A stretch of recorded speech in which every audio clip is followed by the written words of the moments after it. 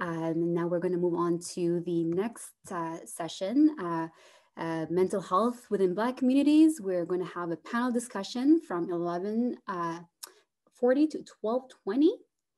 So we are on track, and this we will be joined by Bilqis Abdul-Qaadir as well as Bilal from Mustaqeem. Thank you so much for joining us today. Just another reminder in terms of announcements, speakers are very happy to answer questions during the Q&A period, so please post them in the Q&A section. Sessions, again, on December the 12th are not accredited. Sessions on December the 13th are accredited. Feedback for the session and conference can be provided digitally after the conference with a Google Form survey. And like I mentioned before, resources are available at www.muslimmentalhealth.ca. So the goals of the session today, one, we're going to discuss intersectional experiences of Black identity with age, gender, culture, and Islam. And two, we'll be looking at, learning about the experiences of systemic discrimination on mental health from our panelists today. So I'm very pleased and honored to introduce Bilal Moore, who is part of Mustaqeem. It's a Toronto-based contemporary music group consisting of brothers Jibreel and Bilal Moore. Although primarily a hip hop, they tend to venture into multiple music genres, all with meaningful lyrics, a positive message on top of banging beats. The two have been composing, writing, and producing their own original songs for the past 7 years as a duo. So please find their music on all streaming platforms and YouTube. I'm also very honored and pleased to introduce Bilqis Abdul-Qaadir. From a young age, Bilqis knew she wanted basketball to be part of her life. After first picking up a ball at the age of 4 at a local YMCA, Bilqis's love for the game began. She parlayed her skills into a full ride scholarship to the University of Memphis, where she played for 4 years from 2009 to 2013. And she graduated magna cum laude with a degree in exercise science. She finished her college career playing her senior redshirt year at Indiana State University while acquiring a master's degree in science with a concentration in physical education. Her goal was to continue playing professionally in Europe, but quickly ended due to the International Basketball Federation's rule prohibiting headgear larger than 5 inches. So unwilling to stray in her beliefs, Bilqis chose faith over basketball and became an advocate working alongside other Muslim players who began a change.org change.org petition to overturn the headgear ruling. Through an op-ed published by Time magazine and open letters signed by Olympic, retired and professional athletes, high-level speaking engagements and interviews, Bilqis raised her voice for the next generation and effectively forced FIBA to uplift the ban. So Bilqis is currently living in London, Ontario, Canada, with her husband working at London Islamic School. They also run their basketball program called Dribbling Down Barriers, hosting camps and clinics for the youth in the US and Canada. Welcome both. It's a real pleasure having you both join us today. So this year, we are focusing on the topic of Black Muslim mental health in light of all the political events and that have been happening globally. Our focus is intended to destigmatize Black Muslim mental health and to commit non-Black community members to eradicating anti-Black racism, exclusion, and microaggressions.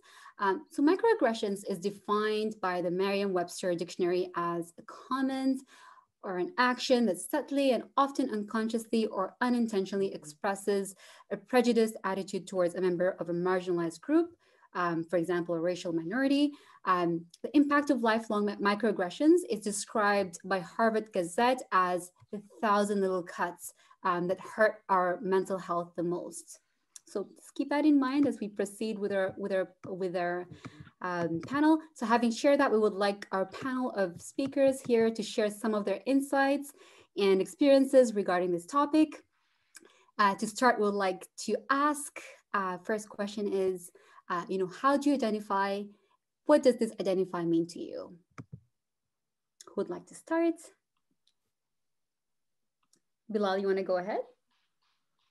Assalamu alaikum, everyone. Can you hear me okay? Yes, we can hear you. Identity to me, what do I identify as? Well, the two big ones first will just be like Black and Muslim. Growing up, like at a young age, I never really identified as Black because the way my parents raised me was like not shying away from the fact that let me know that I am Black. Obviously, we know that, but it wasn't at the forefront of my mind growing up, right? I always thought, okay, I'm a Muslim first. All my other friends who aren't Black, who are also Muslim, are all Muslims first. But then growing up, it slowly started to realize that other people don't see me as a Muslim first. Even my friends and stuff like that, like they always see me as Black first. And that started to take a toll on me where I'm like, wait, am I even Muslim first before Black? Because everyone would see me as Black first. Comments where from non-Muslim people were like, oh, I didn't know Muslims can be Black. Or even though there's people like Muhammad Ali and all of them, right? But so slowly over the years, it started to come to my mind that, wait, I am Black and these people do view me differently than they view each other, which is unfortunate because I thought we were all the same, just one Muslim ummah, but unfortunately that is not the case right now. So my identity as a Black person in the Muslim community has meant a lot to me over these years. One second. Yeah, it's meant a lot to me over these years because like it's put into perspective a lot of issues that are wrong with our community right now as Muslims, and a lot of things that we need to change and fix for the future generations of Black Muslims growing up, inshallah. Thank you so much. Thank you so much for sharing that. Bilqis has joined us. Bilqis, welcome. Thank you. Assalamu alaikum. Walaikum salam. I believe you had a link for us, I believe, on YouTube. Yes, so I'll go ahead and play that. And it's just a quick kind of summary of my journey with basketball and faith. And it's the documentary. It's a trailer to my documentary. So I'm going to share my screen really fast. Great. Thank you.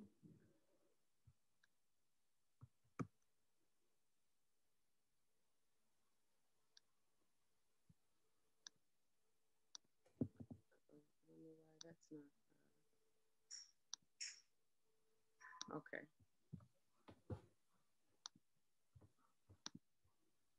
Are you able to see my screen? Yes, we are. Okay.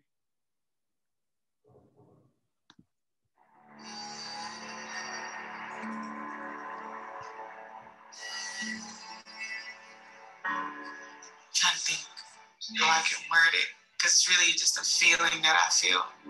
Everything that I have is just 2 years ago. And in a way, you're still kind of telling the same story. If that opportunity opened up, I would play. But I'm still kind of battling that battle. It was a historic night in Springfield. Senior Bilqis Abdul-Qaadir blew Rebecca Lobo's scoring record out of the water. I mean, anything is possible. Never give up, practice, your dreams come true, basically. I literally graduated, went home, gathered all my bags, and went to the airport. So that's how fast things were going. Where's Bilqis? Right here. Stand up, Bilqis, just so that I want everybody to know. She's got heels on. She's 5'5".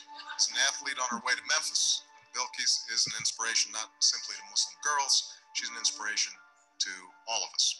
Bilqis Abdul-Qaadir has been invited to the Pro-Am Combines. These events give the top college seniors in the country a chance to be evaluated by foreign coaches. I wasn't ready for what was about to happen, I was just trying to play.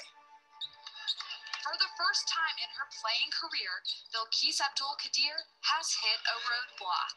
Basketball's governing body, FIBA, has ruled that bans players from wearing equipment that may cause injury to others, including headwear, hair accessories, and jewelry. In the wake of terrorist attacks in Paris and San Bernardino, for these historic figures, just as for the other 5 million plus Muslims in the United States, this has been an especially visible month. From their faith and world events have echoed across American society, making this question a complex one to answer. What is it like to be a Muslim athlete in the United States today? It's hard being a young Muslim woman in America. It takes strength to walk outside and look different than everybody else.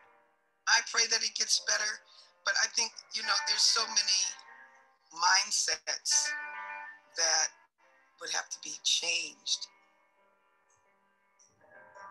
People kind of look at you different when they see Muslim women. They have this stereotype that they're quiet, that they're submissive, that they're not supposed to do these certain things. Everybody thinks, it's just a sport. Look, when I play basketball, I worry about nothing. It takes me out of real life. I was gonna finish school, I was gonna play basketball, I was gonna do all this stuff, and now it's just like a huge question mark.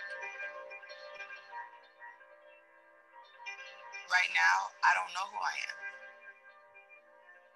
Am I anybody without basketball, Am I still myself?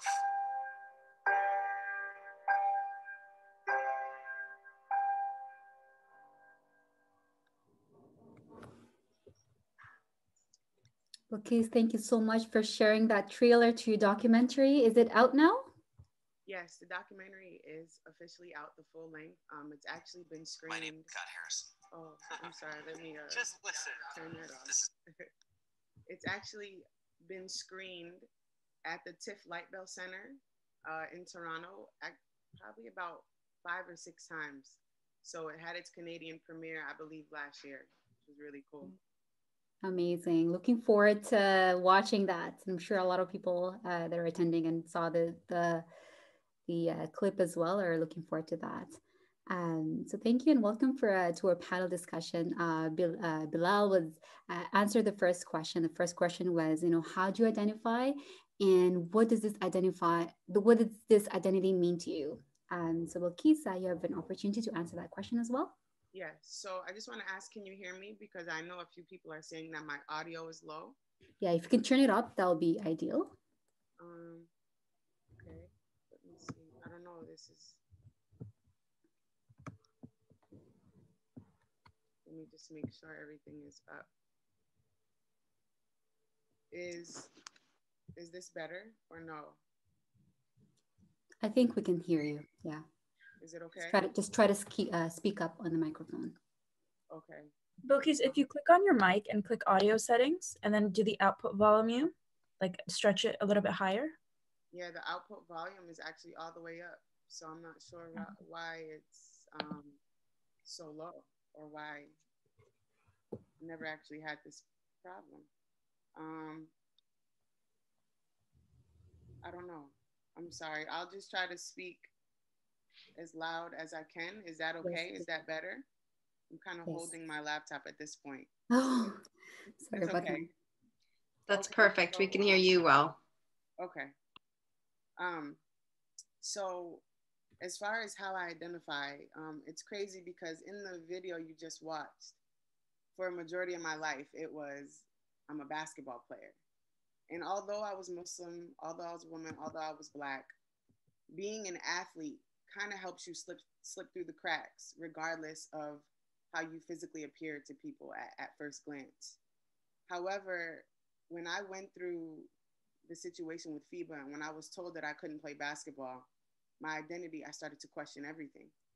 And so in those moments of just confusion and pretty much having to choose between my faith and my passion is when I realized who I truly was. And I had to kind of be in a dark space for a while to understand who I am. And now I would say I identify, and I call it a trifecta. And it's a trifecta because it's powerful, because it's full of strength. And that trifecta is a Black Muslim woman. And to society's eyes, a Black Muslim woman is sometimes considered incapable or at a disadvantage, or we can't do certain things, just like I mentioned in the video, but that's not what it is. And I realized that through my journey. that I'm powerful, and that every day I walk outside, I'm able to break a stereotype. Every time I walk on the court and make a shot, they're like, whoa, this Muslim girl can do that. Or wow, she's black. Oh wow, she's she's a woman. So all of these stereotypes of my identity are shattered because I'm here day to day, being proud of who I am and not shying away from who I truly am. That's good. Thank you so much for sharing that. Very powerful. So brings us to our next question. Sorry, just one second. So the next question is, and any of you could answer this first. How have you grown through your journey of resilience, and where would you say you are at right now? Bilal, you want to take this first? Okay. By journey of resilience, what do you mean? Just overall life, or like mental health stuff we're talking about, or like career paths? Everything? Okay. So heavy question. Starting off, or our journey of resilience has been an interesting one, as obviously as Muslim artists, especially as Black Muslim artists who tend to focus on rap. I'm the rapper of the group, but like we do a lot of different genres, but like our most popular songs have always been hip hop. We bring a lot of energy to stage and just very upbeat stuff, right? So starting off, there was always kind of a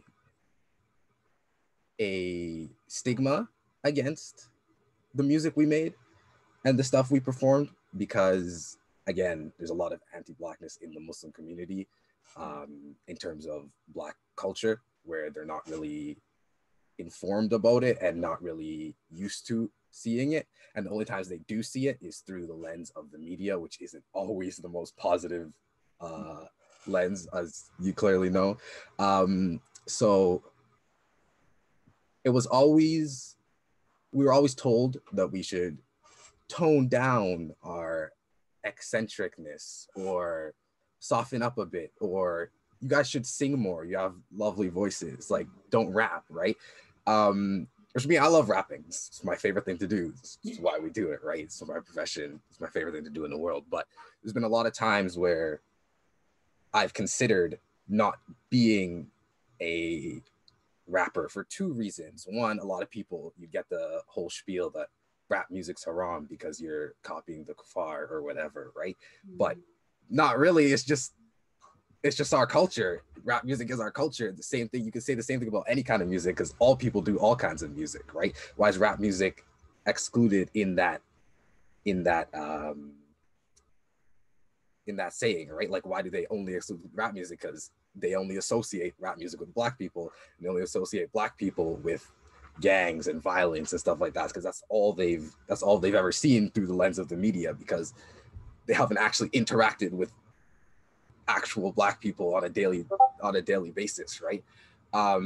So yeah, there's been times I've considered like quitting music, because I was like, wait, can I really do this? Can I really be a rapper and still be Muslim? Which obviously I know now I can.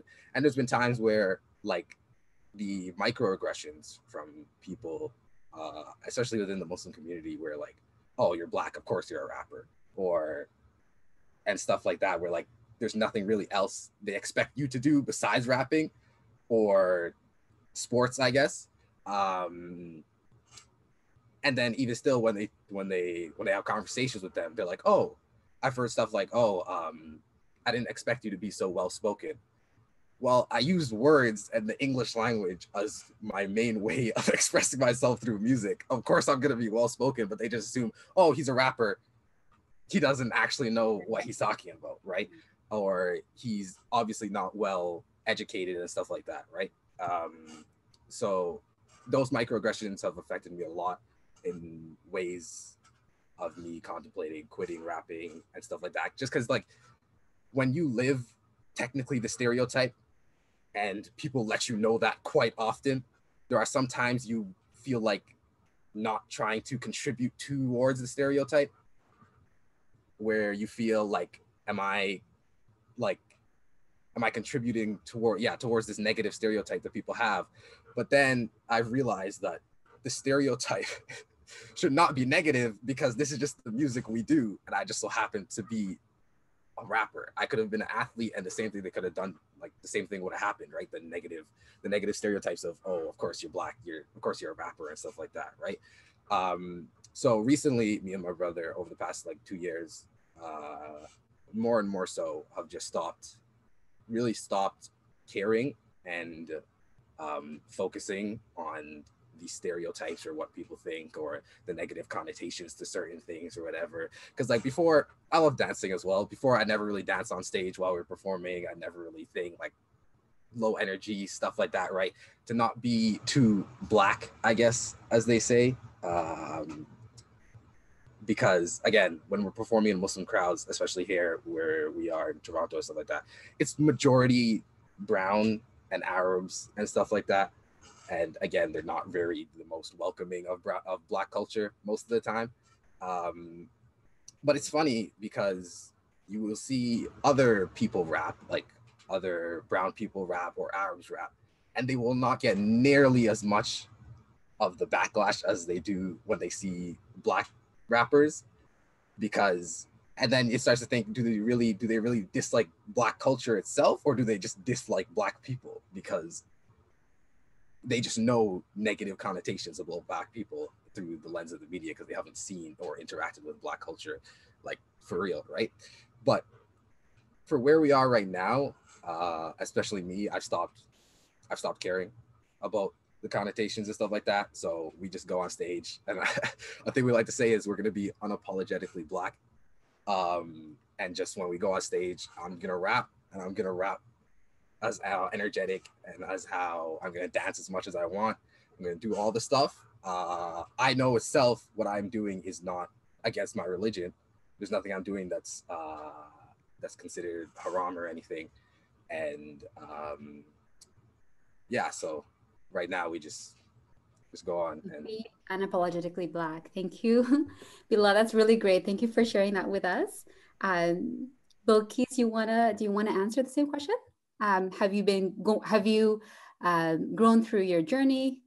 Sorry, how have you grown through your journey of resilience? And where would you say you are right now? Yeah, so Bilal, great answer. I understand what you mean about Black people having to only be either in the entertainment industry or athlete. It's interesting, even though I fall in those categories. But anywho, I would say growing through my journey, as I'm still growing, very much so, I do believe that resilience in sport is automatic, because you win some, you lose some. And regardless of whether you're winning or you're losing, you have to bounce back to be ready for the next game. So as an athlete, and I started playing basketball when I was 5, and I'm competitive. I come from a competitive family. I have 4 sisters and 3 brothers, in which everybody played basketball. So it was a competition from day one. I had to find my space in my family, even as a young child. So resilience has always been there. However, when it came to real life outside of basketball and actually questioning my existence or my identity or my career path, that was a hard one to bounce back from. And again, like I mentioned, that's when I started to question my Islam, started to question my hijab. I started to question why I wasn't allowed to play. Like, why is this happening to me? You know, I started to question Allah. And that's where I went wrong. And that's when I had to kind of snap back. That's where that resilience came in. And I would say what helped me through that, again, was understanding who I was and how my image was affecting people. So my failure, which I considered my failure, or I guess my lack of success in terms of playing basketball, was more of a strength to the outside world looking in at my story. So when I was first invited to speak to this young group of Muslim girls, they saw me as an inspiration when I was seeing myself as somebody who was trying to figure it out in my journey. you know? And so when I started to get this feedback from different groups of people, especially the young people, I understood that, okay, here I am. I have to be strong in this situation. I have to continue to share my struggles because I can then resonate with the groups of youth I was speaking to. And we needed that, you know, and I didn't realize that early on because I was seeing my situation as a failure. I didn't, or I couldn't. And what I realized is you can connect with so many people through a struggle. And as I'm continuing through my journey now, I'm allowing those struggles to happen. And I'm allowing my feelings to sit in those struggles so that I can bounce back and and have that resilience to learn from it. And, you know, that's what I try to teach the young kids that I train in basketball now, or that I just, you know, mentor now, is that it's okay to have these feelings of failure, or to feel like you're not fitting in, or because that's at the end of the day strength, and that's what helps get you through. So in my journey right now, currently, I'm still figuring out myself, at the same time trying to be there for the girls who will come after me, whether it's in basketball, whether it's in putting on hijab for the first time, whether it's still trying to identify and find their passion in life. Amazing. Thank you so much. Time wise, we're a little bit tight, so let's try to whiz by some of the other panel questions who might not be able to go through all of them. Next question that I had was, how would you recommend that non-Black Muslims commit to end anti-Black racism in the Muslim community? Bilal, you want to answer that? Okay. My first recommendation would go and talk to actual Black people. A lot of people try to take the ally side and be an ally, which, like, we respect and we're thankful for, but they don't actually understand the actual struggle for real, because they just don't actually have Black people in their lives for themselves, right? You can read books, you can get educated and stuff like that, and that's all good, but getting a real experience from a real person can grant a lot of insight that you wouldn't be able to find or see just from reading a book, right? Or just from listening to a podcast. Because I've had friends that I've hung out with and stuff like that. And once I start pointing out microaggressions to them and start pointing out stuff, then they'll start to realize more, like, wait, that just happened because of that. And I was like, yes, that happens a lot, but they wouldn't know because they're not looking for it and they don't feel it themselves, right? And when you do go and talk to and try to get educated, always come with an open mind and just forget everything that the media and everyone else has told you about this certain group of people, and go in with a completely open mind, and you'll see things from a very different perspective. Because even if you do go in to talk to people, if you already have a prejudice in your mind in a certain way, then you will automatically think that that a certain thing happens because of that group of people.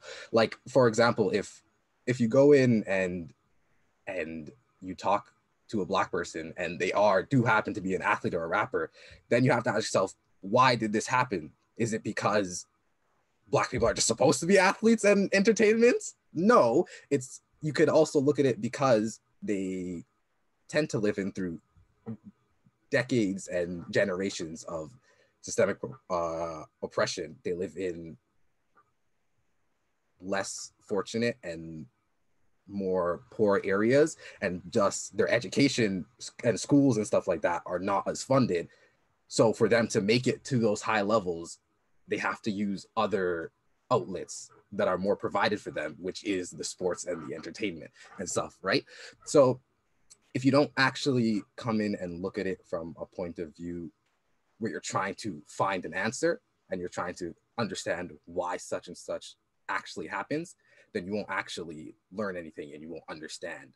So if you're an ally and you're trying to fight anti-Blackness, the number one thing you can do to tell people who you feel like need educating is open your mind and go talk to a Black person and go talk to things and invite Black people into your communities and invite them to come talk about these certain things and actually listen, because there's been a lot of talks now about, like, a lot of mosques and a lot of organizations are having these discussions of, oh, okay, ever since the whole protest started earlier on in the year, about, like, they'll get people to come in and talk about anti-Black racism and stuff like that, and they'll get them to talk. They'll be like, yeah, okay, great talk, and then nothing will change because they didn't actually listen. They were just doing it for PR purposes, I guess, and just to keep right. So my number one thing is just come in with an open mind and come to be educated, understand there are reasons for most of the way things are right now, and yeah. Great, thank you so much, Bilal. Bilqis, do you want to share your insight? Yeah. So I guess I'll kind of play the other side of that, of what Bilal kind of answered. And as Black people, we have to also play our part as well. And I say that because I've been living, I guess, here in London, in Canada, for the past 2 years. And it's a different experience being Black in America than being Black in Canada. Just a slight difference. And I say that because when my husband and I have to kind of explain where we're from, people don't understand. So they're like, you always get the question, no, where are your parents from? America. No, but where are your parents from? America. And then I have to actually have this difficult conversation of slavery. Then I have to talk about why I'm mixed with 1,000 different races because of slavery, right? And so it's funny, the average Canadian does not understand. And then it just simply tells us that, man, there's no knowledge here. There probably is in certain pockets of people, but certain non-Black people don't know about what happened to Africans. And it's actually it's interesting, And so I think as Black Muslims, and I'm just saying this in the Black Muslim community and outside the Muslim community, Black people need to make a big deal out of Black History Month. Let's not just allow the mosque to take that over and put on their small, 2-day weekend. I don't know. What are they? I don't even know what they have. Like small, I don't know what you call it at this point, but let's celebrate the entire month. As Black people, let's take that exhibit over and do it our way and incorporate our culture, whether you're Black American, whether you're Black Canadian, whether you're African, you're from the Caribbean, whatever it is, and show who we are. Because I know a lot of times when it's Black History Month in the past 2 years, my husband and I are Black American, and our experiences in America are totally different here. It is totally different. And alhamdulillah to be living in Canada, because I can walk down every street here and not worry about anything. In America, we have to avoid certain places, or my husband has to go into the store instead of me. So I'm grateful to be in Canada. However, there's a lot of educating that needs to be done here so that people understand who we truly are. And as Black people, I do take fault for that because I'm not having these difficult conversations. I shy away from it. When the microaggressions happen, your immediate response isn't what you wanted it to be, because you want to have the proper adab, or you want to have the proper, the manner to do it. You don't want to just be like, and lately it's funny. We have a 7-month-old son, and subhanAllah, he's fair skinned. His hair is totally different than my husband's hair. People don't see my hair, of course, so they don't even know. But since when people see our son, oh, wow, he's so cute, mashallah, but he's so light. He's not the same color as you. Or where did he get his hair from? And I'm like, Black people are a beautiful race of people, and we start from the palest of palest to the darkest of dark. And it's funny because people don't understand that. And here in these communities, they think that the kids should be the same color as you. And I'm like, what about genetics? What about just simple biology, you know? But again, those are things that need to be explained from Black people. So no, let's not wait for our friends to pick certain things out. No, let's not wait for the community to celebrate Black history for us. Let's do it ourselves so that we can pull back that narrative and essentially spread the right one. Thank you so much, Bilqis, Bilal, thank you so much. We did have more questions, but unfortunately, in terms of time, we have run out. So, but I will maybe leave you with this last question. If you could share with us, a quote that resonates with you to leave with the audience today. Maybe one quote from both of you. Bilal? Okay. A quote that's always stuck to me is a Malcolm X quote, where he was being interviewed and he gave a really good analogy, where he said, if you stick a knife in my back 9 inches and pull it out 6 inches, there's no progress. If you pull it all the way out, that's not progress. Progress is healing the wound that the blow made. And then he goes on to explain that America hasn't even begun to acknowledge the knife's existence, right? And that works with a lot of communities, even the Muslim community. You'll ask a lot of people if there is racism and anti-Blackness in the Muslim community, and they'll say, no, there's not. But then literally contribute to the anti-Blackness and the racism of the Muslim community, right? So I feel like the first step we need to take is to let everyone know that this does happen and this is a thing that is here. And we need to educate people that, yes, this is a problem and it needs to be fixed right now before any real healing can be done. Everyone needs to acknowledge that this is an actual thing that goes on. Thank you so much, Bilal. So that was great, Bilal. So I guess my quote would be from a lecture I actually listened to from Imam Omar Suleiman, but it wasn't his quote. He just paraphrased it. And it stuck with me, and it still sticks with me when I'm kind of going through my days of not feeling so good, or my lack of positivity or whatever. And this is just something I think we all can resonate with. And it's what happiness consists of. And happiness consists of three things. And it's something to do, something to look forward to, and something to love. So if you can sit there and think of those three things in your life, and if you have those three things, then alhamdulillah, you're okay, regardless of the outside factors that are weighing in, or that the struggles that you're going through. If you have those three things, then say alhamdulillah and be grateful, and continue to work on whatever else you may be dealing with. But I think a lot of times we assume that happiness is our outside factors, when it starts within us. And so inshallah, we can find those three things and be content with the happiness that we currently have. And if you're missing one of those, I don't know, let's try and find it. Inshallah. That's great. Thank you so much. Both of you are amazing. Very honored to have you both here. Amazing discussion. It's just too bad in terms of time. We had more questions to ask. Maybe one thing I would suggest is if you could, each share a resource, maybe an organization, a book, an article, or a podcast that you can recommend for our community to learn more about how to take action to eradicate anti-Black racism. So if you could share that on the chat, we'll be sure to send that out to everybody. Okay, thank you so much, Bilal, Bilqis. Thank you so much.